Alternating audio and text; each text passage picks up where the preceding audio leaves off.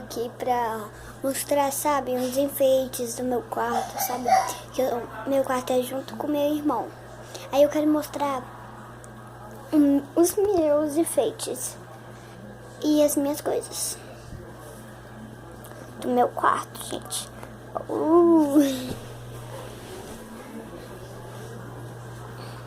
Olha esse daqui, ó.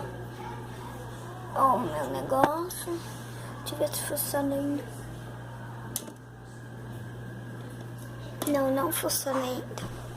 Então, cuida ali, porque ele fica azulzinho, sabe?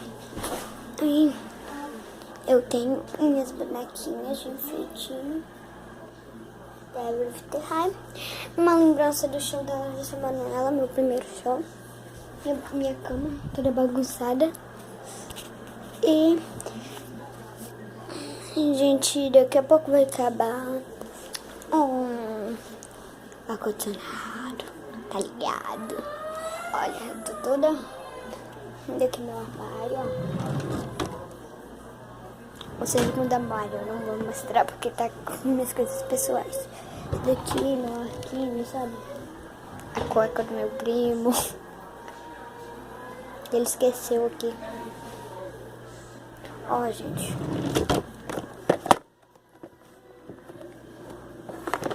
Então, gente. Foi dia 19 o show. Aqui, ó. Lembranças do show.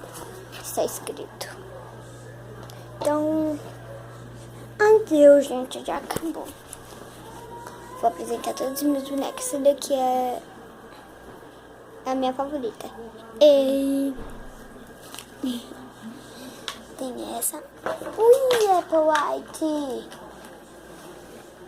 Deixa eu ver se a Larissa tá melhor. Pronto. Eu tenho essa. Essas duas veio lá dos Estados Unidos. E a última, que é essa.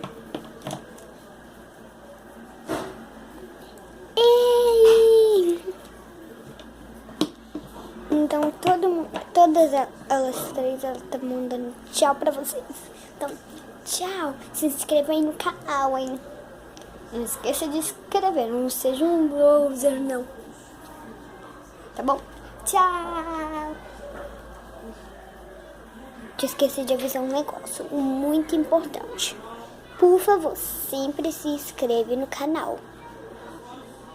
Tá bom? Então, tchau. Adeus.